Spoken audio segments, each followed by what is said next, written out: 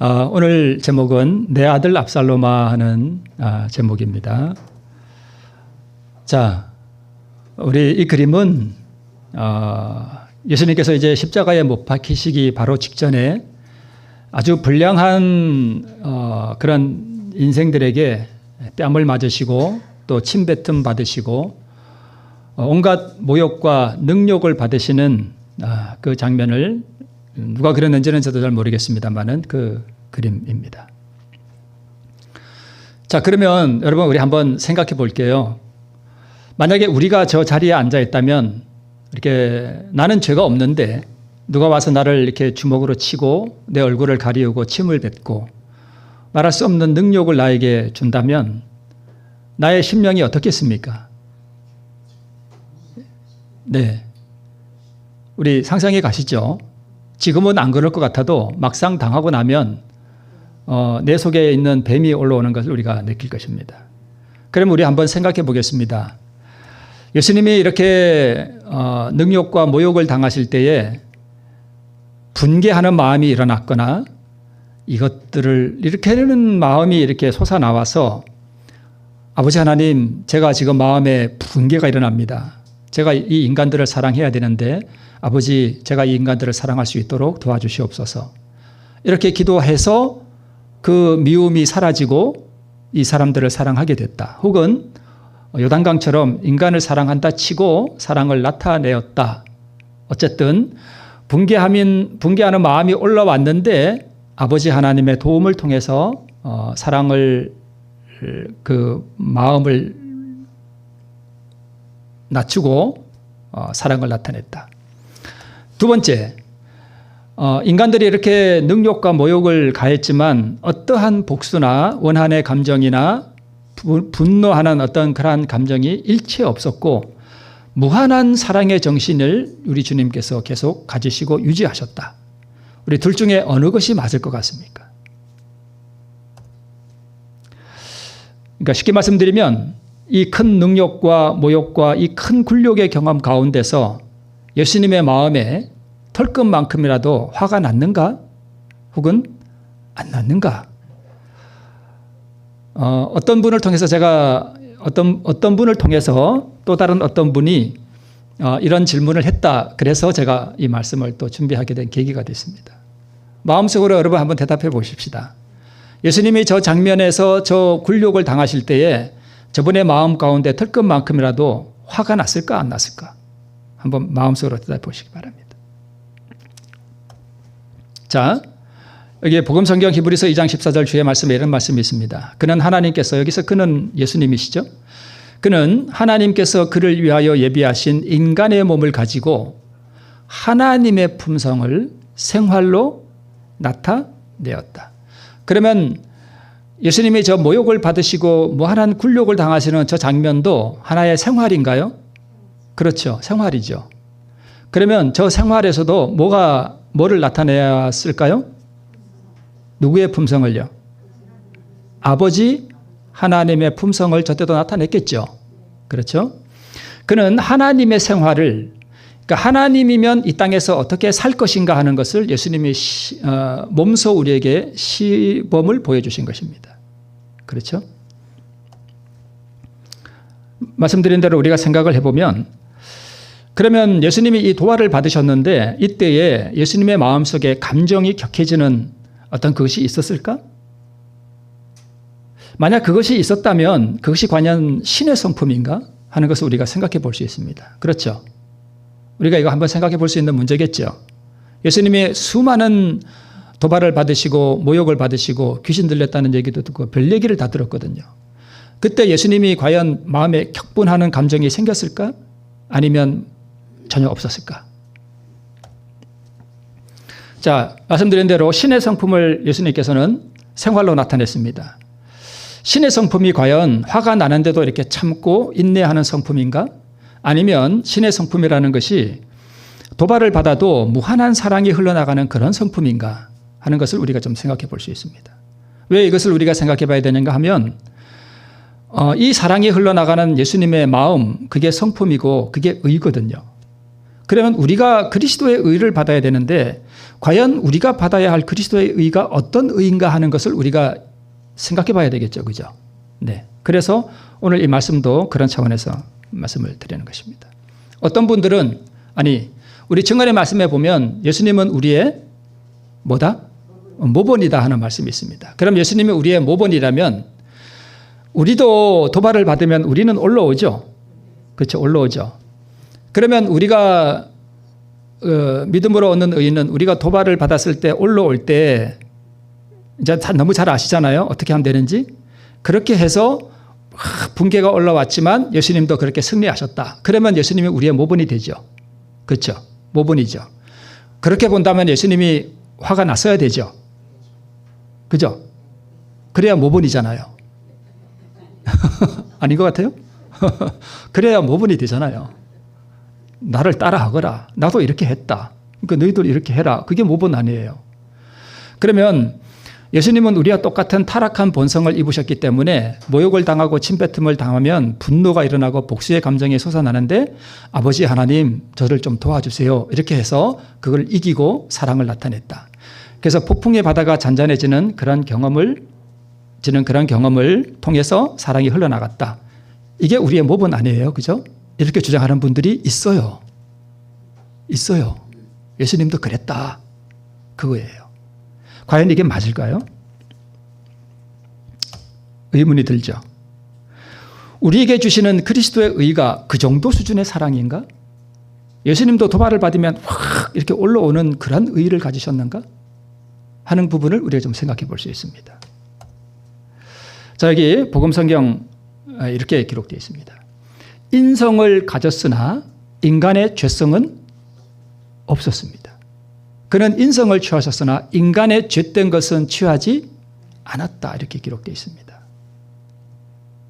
자, 우리와 똑같은 인성을 입으셨으나 우리에게는 있는 어떤 무언가가 그분에게는 없었어요.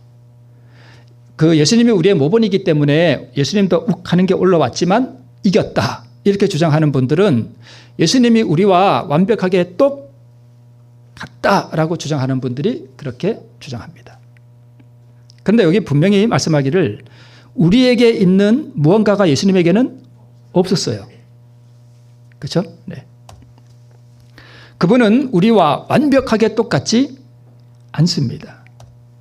우리에게는 있으나 그분에게는 없는 것이 있어요. 그게 뭐냐 하면 바로 죄성이에요. 죄성이 뭐예요? 욱하는 거. 네, 욱하는 거 맞아요.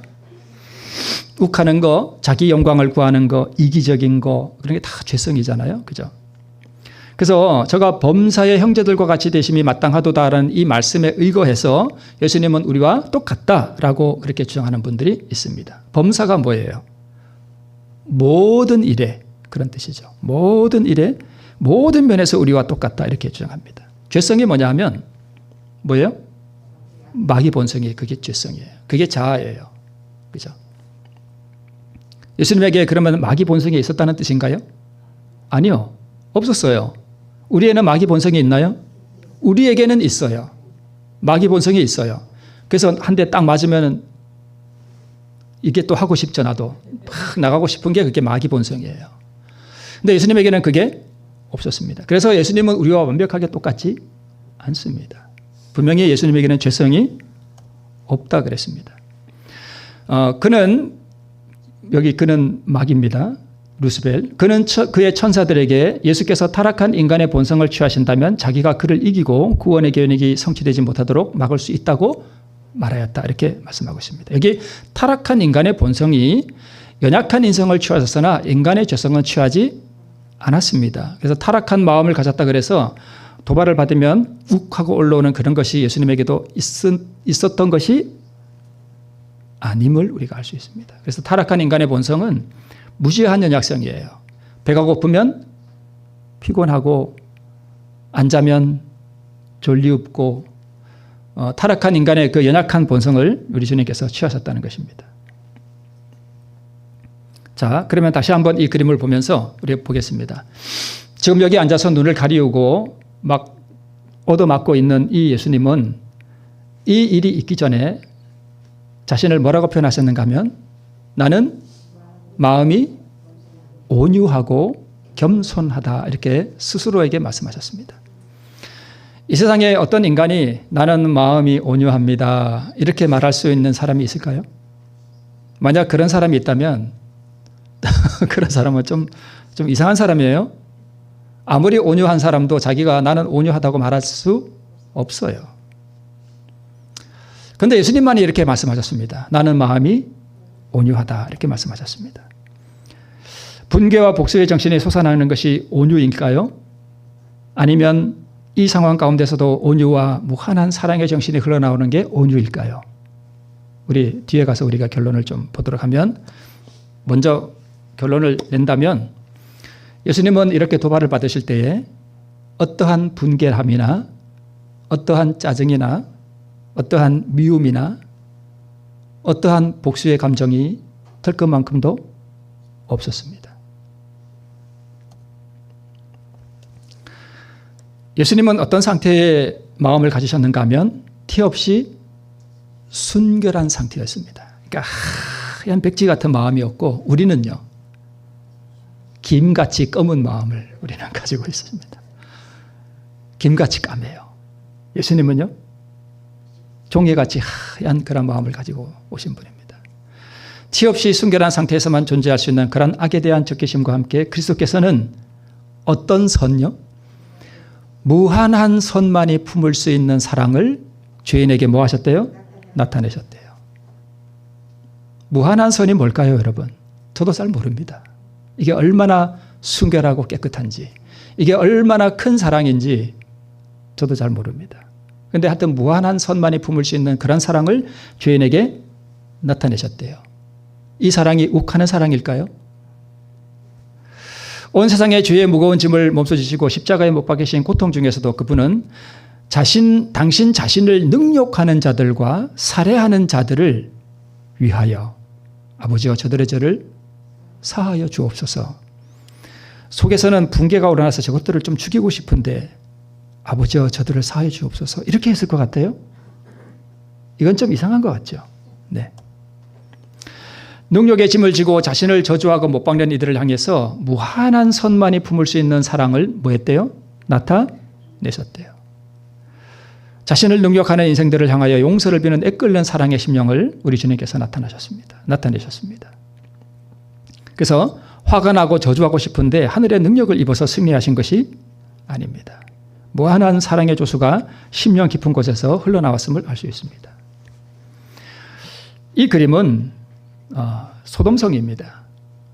소돔성을 빠져나올 때에 롯의 처가 뒤를 돌아다 보았습니다. 뭐 그리는 사람에 따라서 뭐 이렇게도 그리고 또 다르게도 그리죠. 네. 근데 이 소돔성이 멸망하기 전에 여호와 하나님께서 아브라함을 찾아가셨죠. 그죠? 그때에 이 아브라함이 소돔성을 가리키면서 50명이 있으면 멸망시키지 않으시겠습니까? 내가 멸망 안 시킬 거야. 가만히 생각해 보니까 50명이 될 것 같아요? 안 될 것 같아요? 안 될 것 같아요. 40명은요. 최후로 몇 명까지 내려갔습니까? 10명까지 내려갔습니다. 10명이 있으면 멸망시키지 않으시겠습니까? 저때 여러분 아브라함의 심령이 어떤 심령이었을까 여러분 한번 생각해 보셨습니까? 생각해 보셨을 거예요. 어떤 마음이었을까요? 그냥 한번 물어본 걸까요? 아니요. 어떤 마음이었을까? 그 소돔성을 향한 아브라함의 마음속에 있는 그 애틋한 사랑, 그들이 멸망받기를 원치 않는, 물론 롯을 생각했겠지만, 그래서 멸망하는 영혼에 대한 사랑이 아브라함을 움직여 기도하게 하였다 그랬는데 아브라함이 가진 정신은 누구의 정신이었대요? 그리스도의 정신이었습니다. 자, 이제 우리 본론으로 들어가서 우리 다윗과 밧세바 사건은 우리 너무나 잘 아시죠? 네. 이 사건 이후에 하나님께서 이렇게 말씀하십니다. 이제 내가 나를 어떻게 여겼대요?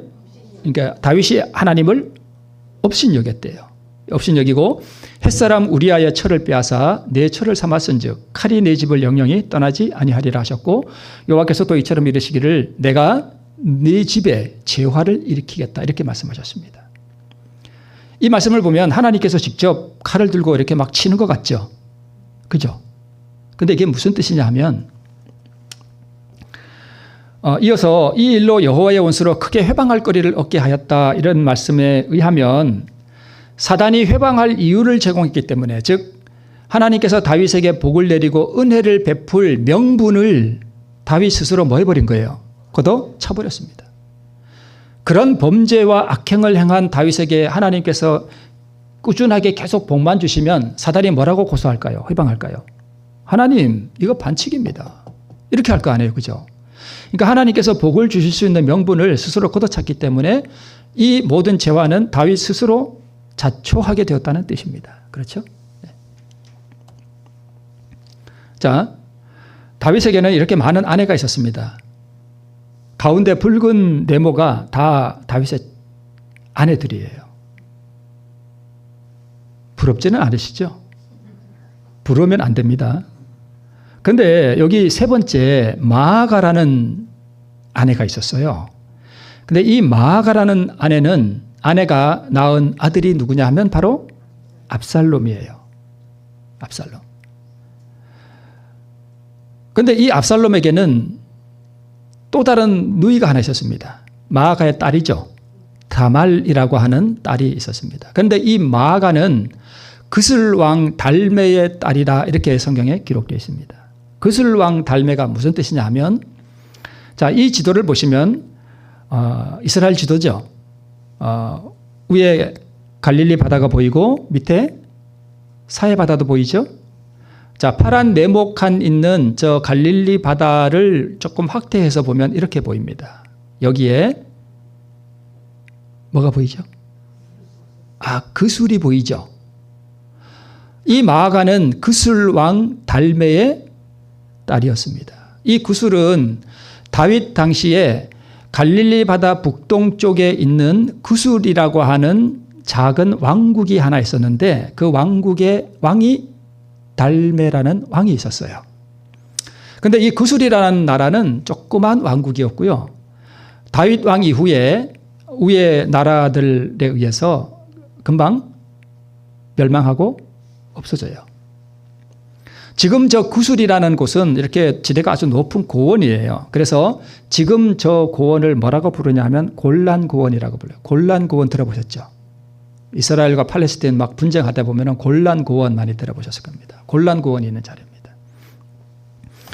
자, 이 압살롬이 암논을 죽이죠. 왜요? 암논이 압살롬의 누이 다말을 욕보였죠. 배달은 형을 뭐 한 거예요? 죽인 거예요. 배달은 형을 죽인 거예요. 그리고 이 압살롬이 어디로 도망가요? 구술이라는 외갓집이죠. 자기 엄마의 집이 있는 곳이니까. 무슨 집이요? 외갓집이에요. 외갓집. 외갓집으로 도망간 거예요. 누가요? 압살롬이. 그래서 이제 가서 있는데 왕이 부르지를 않으니까 요압의 묘촉으로 결국 돌아오죠. 예루살렘으로 돌아옵니다. 그런데 아버지가 얼굴을 보지 않습니다. 그죠? 그러고 나서 이 압살롬이 뭘 하는가 하면 반역을 합니다. 그죠? 반역을 하는데 자, 이 압살롬이 반역을 하는 이 내용과 루스벨이 하늘에서 하나님을 반역하는 게 아주 너무너무 흡사해요. 자, 그 내용을 한번 볼게요. 에스겔 28장 12절을 보면 루스벨이 창조될 때에 그의 모습을 뭐라고 표현했는가 하면 온전히 아름다웠다 이렇게 표현하고 있습니다. 그런데 압살롬도 그렇게 표현되어 있어요. 사무엘 14장 25절을 보면 압살롬같이 아름다움으로 칭찬받는 이가 없었으니 저는 정수리부터 발바닥까지 뭐가 없었대요? 흠이 없었어요. 그만큼 완벽하게 아름다운 사람이 압살롬이었습니다. 마찬가지로 루스벨도 온전히 아름다웠습니다. 그런데 루스벨은 누구를 반역하고요? 창조주를 반역하고 압살롬은요? 아버지를 반역합니다.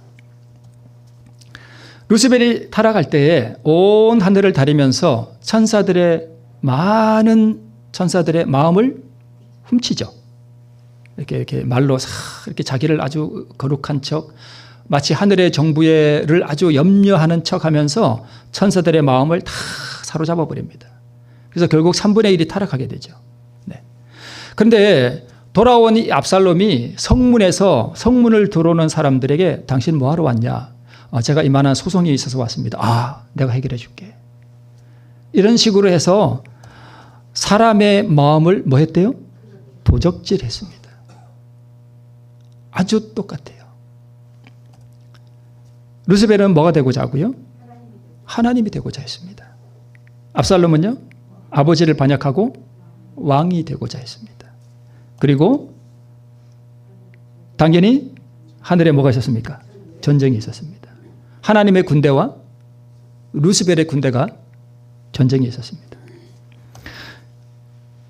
마찬가지로 아버지를 반역한 이 압살롬의 군대가 길르앗에 와서 뭘 쳤대요? 진을 쳤대요. 뭐 하려고요?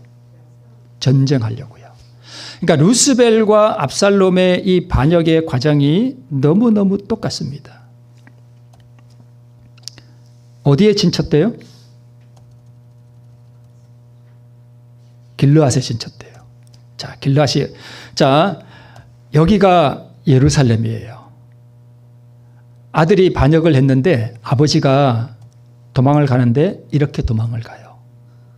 예루살렘은 대관령 같고 저 여리고는 강릉 같다 그랬죠. 고도차가 엄청나다 그랬죠.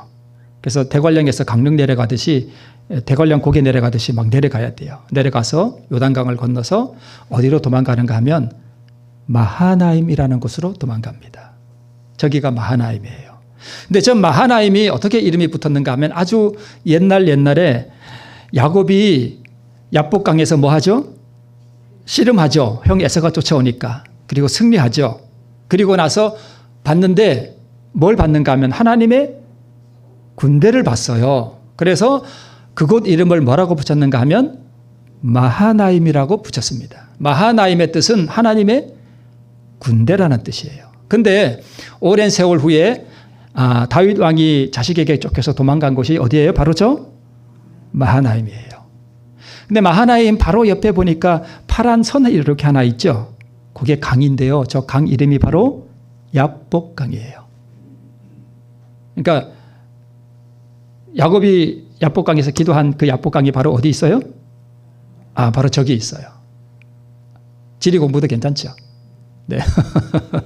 자, 그런데 저 파란 선 바로 위에 보니까 한글로 뭐라고 써져 있어요? 길르앗 이렇게 돼 있죠. 저기가 바로 길르앗 지방이에요. 그런데 이 압살롬의 군대가 이게 예루살렘에서부터 쫓아와 가지고 아버지를 마하나임으로 도망간 이 아버지를 마하나임으로 쫓아왔는데 거기가 길르앗 지방이에요. 저기 어디쯤에 이 압살롬의 군대가 뭐 했어요? 진을 쳤습니다. 그러면 당연히 아버지에게도 뭐가 따라갔을까요? 군대가 따라갔죠. 그러면 이 아버지의 군대와 아들의 군대가 저 마하나임이라는 저 길르앗이라는 저 지방에서 뭐가 벌어졌어요? 전쟁이 벌어졌습니다. 길르앗의 진친이라. 네. 자, 이 전쟁이 이제 다윗의 군대가 전쟁을 위해서 쫙 이렇게 나갈 때에 뭐 많지는 않았겠지만 나갈 때에 다윗이 요압에게 이렇게 말합니다. 나를 위하여 소년 압살롬을 어떻게 대접해달래요? 더 그렇게 대접해달라. 비록 반역한 아들이지만 이 아들을 가혹하게 다루지 말라. 이렇게 부탁합니다. 그런데 압살롬을 위하여 모든 군장에게 명령할 때 백성들이 다 뭐 했대요? 들었대요. 반역하는 아들을 향한 아버지의 비통함과 염려가 고스란히 묻어나는 말입니다. 전쟁을 한참 하고 있는데 누가 여기 창 들고 있는 사람은 요압이에요. 요압 장군이에요. 그런데 이 요압 장군이 우리 본문에도 보면 창을 몇 개 가져갔대요? 작은 창? 3개를 가져갔다 그랬죠. 근데 저 그림 참 잘 그렸어요. 창 3개 지금 2개는 박혀 있고 하나는 들고 있어. 근데 이 압살롬은 얼마나 아름답고 이 머리가 저는 참 부러워. 이렇게 머리가 아주 풍성했어요. 머리가 너무 풍성한 그 아름다움을 가지고 있었는데 전쟁하다가 이렇게 말을 타고 지나가는데 그만 이 머리가 어디에 걸려요? 나뭇가지에 턱 걸려버려서 대롱대롱 매달렸어요. 그러니까 누군가가 압살롬이 지금 나뭇가지에 머리가 대롱대롱 매달려 있습니다. 그러니까 요압 장군이 갖고 내가 죽이겠다 이랬더니까 군사들이 아버지가 죽이지 말라 그랬어요. 그랬죠. 그랬는데 요압 장군이 지체할 거 없다. 뭐 그게 뭔 상관이야. 내가 죽일 거야. 가서 창을 들고 심장을 뚫어버렸습니다. 그러자 요압 장군을 보좌하는 이 군사 10명이 이 압살롬을 에워싸고 쳐 죽였습니다. 그런데 여러분, 다윗의 아버지가 이새죠. 이새는 8아들이 있었죠. 그 중에 막내가 다윗이죠. 그런데 8 형제만 있었던 게 아니고 누이도 있었어요. 그 누이가 누구냐 하면 스루야와 아비가일이에요. 이 아비가일은 그 나발의 아내 아비가일이 아니에요. 동명이인입니다. 이 스루야와 아비가일이라는 누이가 있었는데 이 요압 장군이 누구의 아들인가 하면 다윗의 누이 스루야의 아들이에요. 여러분 혹시 그거 기억하세요? 제가 보여드린 그림 가운데 이 다윗이 아들을 쫓겨서 도망갈 때에 바후림의 이름에 시므이가 와서 돌 던진 그림 여러분 기억하시죠? 그때 옆에 있던 군장이 칼을 뺄라 그랬죠. 다윗이 빼지 마라 그랬죠. 그 칼 빼려던 사람이 누구냐 하면 아비새예요. 아비새. 요압의 형제예요. 그죠? 그때 이 다윗이 뭐라고 하는가 하면 스루야의 아들들아 오늘날 내가 너와 무슨 상관이 있느냐 할 때 그 스루야의 아들들아 할 때 그 스루야가 다윗의 누이예요. 그러니까 이 요압 장군, 아비새 장군, 아사헬은 나중에 그 사울의 군대 장관이었던 아브넬에 의해서 죽임을 당하죠. 그죠? 그 보복으로 또 요압이 가서 또 아브넬을 죽이죠. 하여튼 이 요압과 아비새와 아사헬 이 사람들은 다 다윗의 조카예요. 그러면 다윗은 요압에게 있어서 뭐가 되냐면 외삼촌이 되는 거예요. 그러면 압살롬은 다윗의 아들이니까 외삼촌의 아들을 죽인 거예요. 우리로 말하면 이종 사촌간이죠. 이종 사촌간이 사촌간에 이렇게 죽이고 막 그러는 거예요.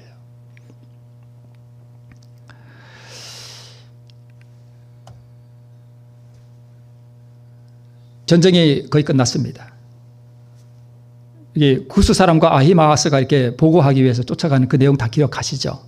아히마아스는 보고할 내용도 없이 그 구스 사람이 뒤쫓아갔는데 소년 압살롬이 잘 있느냐? 구스 사람이 대답하되 내 주 왕의 원수와 일어나서 왕을 대적하는 자들은 다 그 소년과 같이 되기를 원하나이다. 이게 무슨 얘기예요? 죽었다는 얘기예요.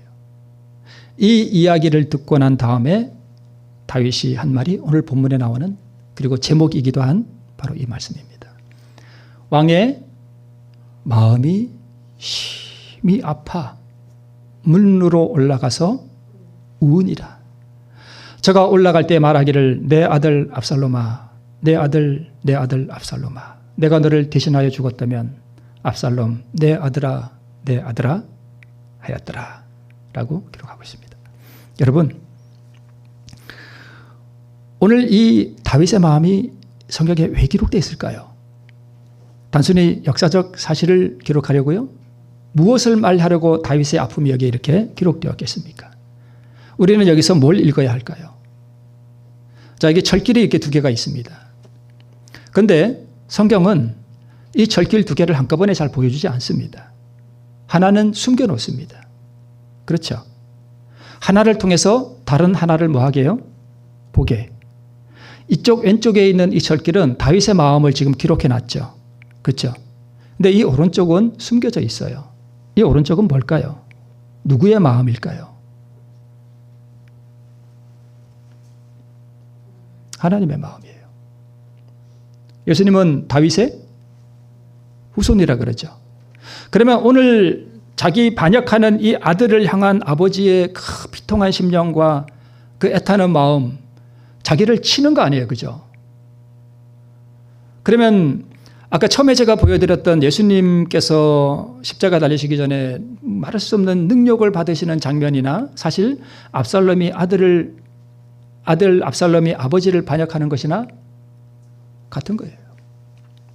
그럼 우리가 이 장면을 통해서 무엇을 이해해 볼 수 있는가 하면 예수님께서 그렇게 능력과 모욕을 받을 때에 예수님의 마음속에 있었던 그 마음과 다윗의 마음이 같다는 것을 알 수 있습니다. 자기를 능욕하고 침뱉고 때리는 인생들을 향해서 내 아들아, 내 아들아, 내 아들아. 예수님이 분개가 일어났을까요?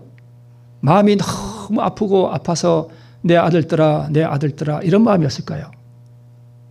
무엇이 신의 성품일까요? 말씀드렸듯이 이 루스벨과 압살롬은 똑같습니다. 그러면 여러분, 하늘에서 전쟁에 있어서 루스벨이 쫓겨날 때에 그 쫓겨나는 루스벨과 그의 군대를 바라보는 그리스도, 성육신 하시기 전에 그 완전한 하나님이셨던, 영이셨던 그 하나님의 마음은 어떤 마음이었을까요?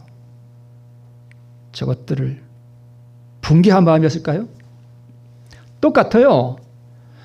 다윗이 이미 죽어버린 아들을 향해서 가지셨던 그 비통한 마음, 천사가 하나님의 아들은 아니지만 똑같아요. 내 아들 루스벨아, 내 아들 루스벨아, 내 아들아, 내 아들아, 그런 심령이 아니었을까요?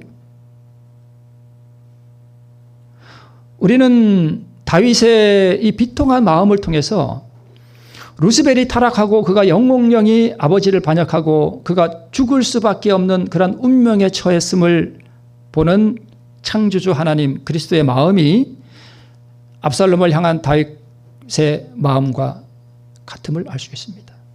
물론 다윗의 마음이 조그만 죄악들이라면 그리스도의 마음은 태산같이 큰 마음이었습니다. 그 양에 있어서는 비교할 수가 없습니다. 반역하고 죽은 아들을 향한 아버지의 마음, 루스벨을 향한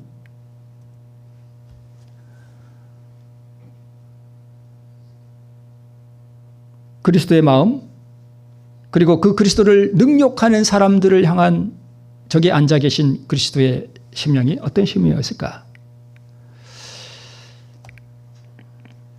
반역자 아들을 대하는 하나님의 성품과 반역자 루스벨을 대하는 하나님의 성품, 죄송합니다. 반역자 아들을 대하는 다윗의 성품입니다. 다윗의 성품과 반역자 루스벨을 대하는 하나님의 성품, 그리고 자신을 능욕하는 인간들을 대하는 하나님의 성품, 이것들은 다 한 가지로 통하고 있습니다. 어떠한 미움과 어떠한 분노도 어떠한 복수심도 없는 완전한 사랑이었습니다.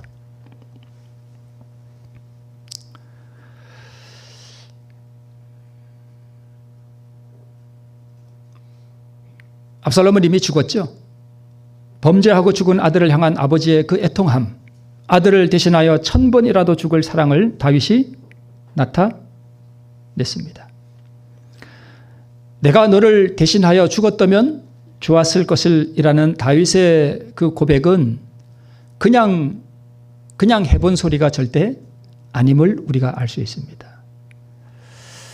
그런데 다윗은 내가 너를 대신하여 죽었다면 좋았을 것이라고 표현만 했지만 우리 주님께서는 그것을 몸소 이루셨습니다.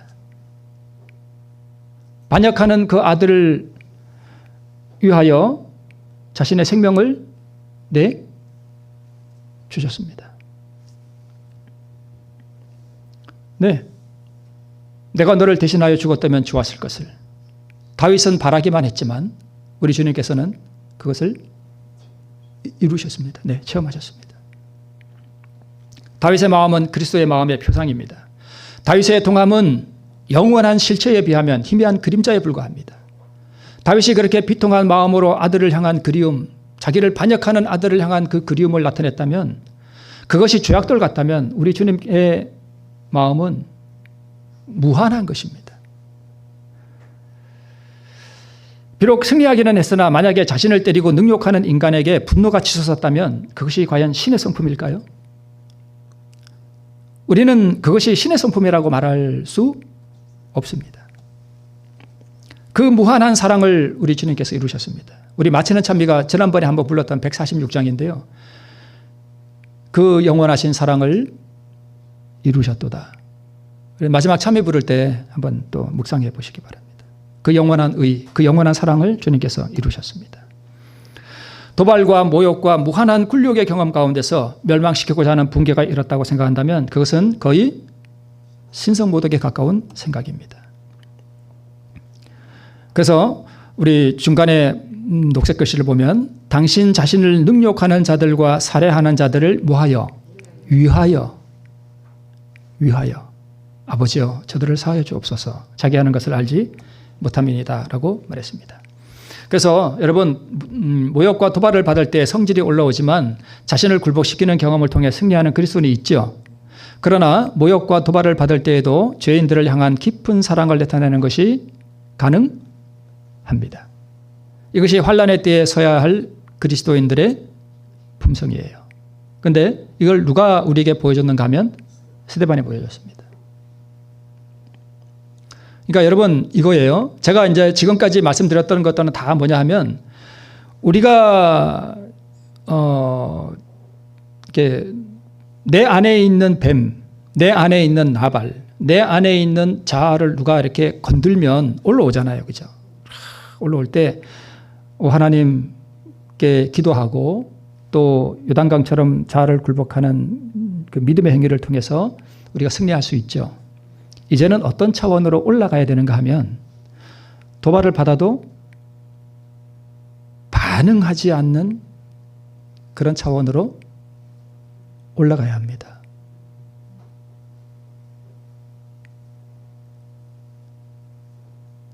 이해되시죠? 네.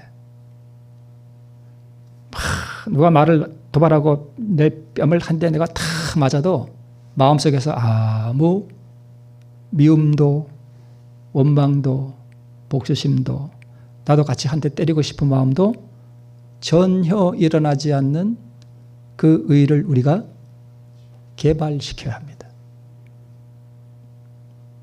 점점 깊은 데로 들어가죠. 그렇죠. 네. 그러면 여러분 내가 점점 죽어서 없어지고 또 없어지면 그게 가능할까요? 가능해요. 왜요? 누가 보여줬어요? 스데반이 보여줬어요. 아까 우리 장로님 말씀하셨듯이 스데반이 보여줬다니까요. 이 사람이 스데반이잖아요. 아까 예수님이 능력받은 장면과 거의 비슷하죠. 저 스데반의 마음속에 미움이 있었을까? 아니요. 없었어요. 만약에 앞으로 이제 마지막 때도 순교하는 사람들이 나와요. 순교하는 사람들이 나오는데 하나님께서 왜 순교자를 허락하시는가 하면 다른 사람을 뭐 하려고요? 구원시키려고 희생시키는 거예요.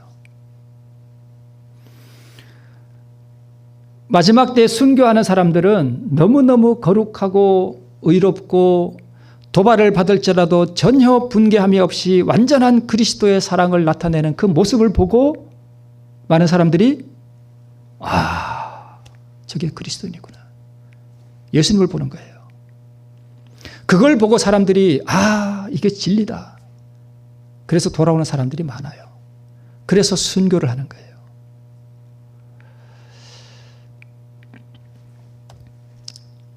그러면 지금 우리가 받는 그리스도의 의는 어떤 의인가 하면 여러분 그러면 내가 이렇게 막 이렇게 올라와서 기도하고 이렇게 주님께서 내게 사랑을 주셔서 내가 그걸 이기는 의와 또 내가 주님께 의를 받았는데 전혀 내 마음에 반응이 일어나지 않고 내가 대적하는 마음이 전혀 없는 그 의가 서로 다른 의인가요? 아니요. 같은 의예요. 예수님의 의는 도발을 받을지라도 전혀 거기에 반응하지 않는 그 의를 우리가 받는 거예요. 그런데 우리는 왜 그게 잘 안 되냐? 내 안에 뭐가 있기 때문에? 바로 죄성이 있어서 그래요. 예수님에게는 없었던 그 죄성이 내게 있어서 우리 안에 그게 올라온단 말이에요. 그래서 우리에게 주시는 그리스도의 의는 성질이 나는데 하늘의 능력으로 승리한 의가 아니에요. 우리 안에 있는 마귀의 본성 때문에 우리는 성질이 날 때 우리에게 주시는 죄송합니다. 이게 뭔가 잠깐 잘못했네요. 우리에게 주시는 그리스도의 의는 어떠한 미움과 어떠한 원망과 어떠한 복수의 정신도 없는 압살롬에게 향하는 다윗의 애통함과 사랑과 같은 그 완전하고 영원한 그리스도의 의를 우리가 받는 거예요. 이 의를 우리가 받는 거예요. 근데 이 의를 받아도 우리는 때로는 넘어지기도 하고 때로는 받아도 또 이렇게 올라오기도 하죠. 그게 왜 그런가 하면 자아가 계속 뭐하기 때문에 담아 있기 때문에 그래요. 근데 우리가 굴복하고 이 의를 계속 받으면 우리 안에 마음의 밭에 잡초가 점점 없어져요. 그래서 옥토가 되는 거예요. 옥토가. 그래서 이 의가 너무 내 마음에 충만해지면 나중에 뒤에 나옵니다만은 늦은 비를 받을 때에 품성이 고정돼 버려요. 자, 스데반이 이렇게 돌로 칠 때 스데반이 부르짖어 가로되 주 예수여 내 영혼을 받으시옵소서 하고 무릎을 꿇고 크게 불러 주여 이 죄를 저들에게 돌리지 마옵소서라고 말을 하고 죽었습니다. 그런데 이 죄를 저들에게 돌리지 마옵소서라고 하는 이 말 가운데는 자신을 살해하는 이들을 향해 드러난 그리스도의 성품이 드러난 거예요. 그죠? 예수님이 십자가에서 죽으실 때 그 마음과 똑같죠? 그렇죠? 근데 왜 무릎을 꿇고 크게 불렀을까요? 그 사람들을 너무 사랑했기 때문에. 멸망받지 않기를 바라는 간절함과 애타는 마음의 표현이 이렇게 기록된 거예요. 그러니까 이 말씀을 보면 스데반이 순교를 할 때 전혀 그의 마음 가운데는 어떠한 미움도 어떠한 원망도 복수의 심정도 전혀 없었음을 알 수 있습니다. 바로 예수님의 성품의 희미한 그림자예요. 마지막 때 환난을 통과할 때 우리도 스데반과 비슷한 이런 환난의 경험 가운데 들어갈 거예요. 그때의 우리의 마음 가운데 드러나는 그 의가 바로 이 의예요. 스데반의 의예요. 이 의를 받았고 이 의를 드러내고 죽은 사람이 스데반이었는데요. 이 의는 나중에 환난의 때에 받는 게 아니라 언제 받아야 돼요? 지금 받아야 돼요. 환난의 때에 무슨 특별한 의를 받는 것이 아닙니다. 이 예수 그리스도의 의는 그 사랑은 예수님이 이렇게 아껴놨다가 환난의 때만 이렇게 뭐 특별하게 이렇게 왕창 부어주시거나 아니면 더 뜨거운 어떤 의를 우리에게 주시는 것이 아닙니다. 우리는 이 의를 날마다 받고 내가 점점 없어지는 그 경험을 통해서 이 의가 점점 커지는 경험이에요. 그래서 자아가 죽는 만큼 이 의가 뭐 되는가 하면 개발돼요. 그리고 이 의가 너무 충만해지면 나중에 주님께서 우리에게 늦은 비를 부어주실 때에 우리 안에 있는 이 자아, 뱀을 예수님께서 다 죽여버리셔요. 자아가 없어져요. 자아가 다 없어지고 나면 뭐만 남아요? 의만 남아요. 그 예수님이 가지셨던 그 많은 그 사랑이 내 마음 가운데 충만해져요. 그러면 성품이 어떻게 돼요? 완전히 고정돼 버리죠. 그래서 불의한 자는 그대로 불의를 하고 의로운 자는 그대로 의롭고 더러운 자는 그대로 더럽고 고정돼 버리는 것입니다. 스데반은 이것을 어떤 의미에서 미리 경험하고 간 것입니다.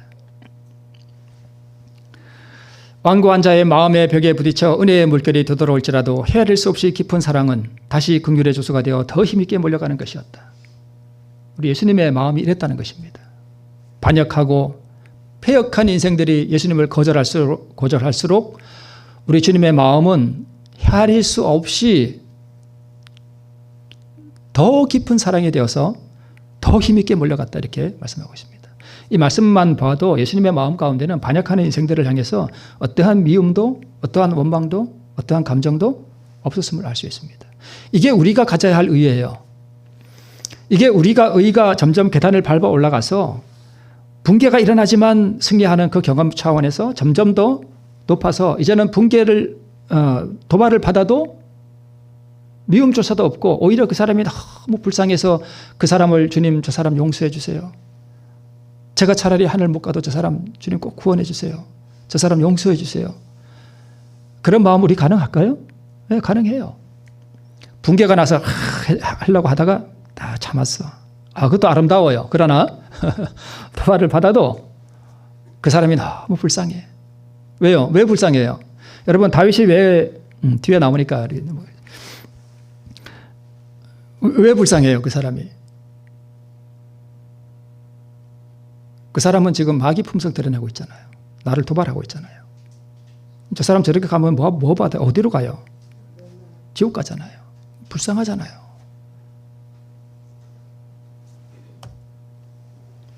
그래서 갈릴리 바다의 의는 물결이 크게 일어나는, 즉 내 마음의 자아가 확 뒤집어지는 가운데서 승리하는 이 갈릴리 바다에 의해서 우리는 어떤 의로 더 전진해 나가야 되는가 하면 스데반이 드러낸 그 그리스도의 의로 전진해 나가야 됩니다. 그렇죠. 이 의는 환난의 때에 서게 할 모든 그리스도인들이 소유해야 할 의인데요. 이 의는 지금 받아야 하고 나는 없어지고, 그래서 환난의 때에 다른 능력의 의를 받는 것이 아니고요. 늦은 비는 준비된 의를 고정시키는 것일 뿐이고요. 마귀의 본성이 비워진 자리를 성령이 차지하는 것뿐입니다. 네. 그래서 우리가 죽고 그리스도의 생애가 우리의 생애가 그리스도로 더불어 하나님 안에 뭐 할 때는 감추어질 때는 내가 무시를 당하고 내가 경멸을 받아도 어느 만큼도요. 조금도 괴념치 않게 될 것이다. 내가 무시를 당하고 내가 한 대 맞아도 아무렇지도 않아. 이제는 그렇게 가야 된다는 거죠. 네. 그런 의의를 우리가 받아야 된다는 것입니다. 네. 자, 왕이 얼굴을 가리우고 큰 소리로 부르되 내 아들 압살롬아 압살롬아 내 아들아 내 아들아.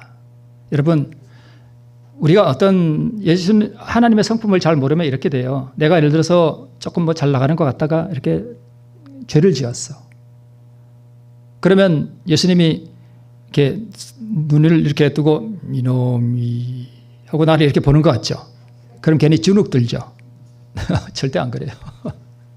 내가 죄를 범하면 우리 하나님이 이 지금 우는 다윗과 같은 똑같은 심령으로 나를 보신다니까요. 내 아들 아무개야. 내 아들 아무개야. 내 아들아, 내 아들아. 그러니까 범죄하는 인생을 바라보는 하나님의 마음이 이렇다니까요. 우리는 범죄하고 나면은 아담처럼 숨을라 그래. 하나님이 뭐라 할 것 같아가지고.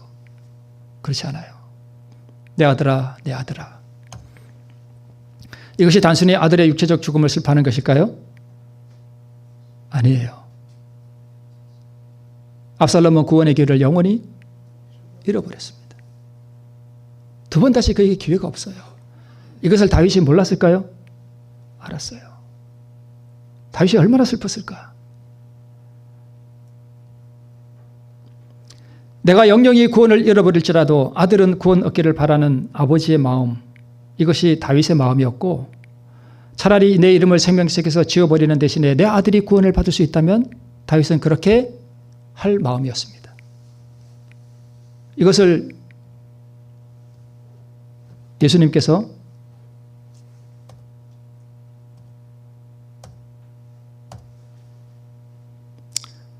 요걸 마치겠습니다. 운명 주어진 세계의 재난과 비탄이 그리스도 앞에 떠오른다. 예수께서는 세계의 절박한 운명을 바라보시며 결심하신다. 그분은 자신에게 어떠한 희생이 요구될지라도 인간을 구원하려고 하신다. 그리스도의 사랑을 받는다는 뜻은 바로 이런 마음을 우리가 받는 것입니다. 이 영원한 사랑을 오늘 나는 날마다 없어지고 날마다 받음으로 우리 스데반과 같은 다윗과 같은 그리스도와 같은 그 영원한 사랑을 우리의 것으로 삼는 우리 모두가 되기를 바라면서 말씀을 마치겠습니다.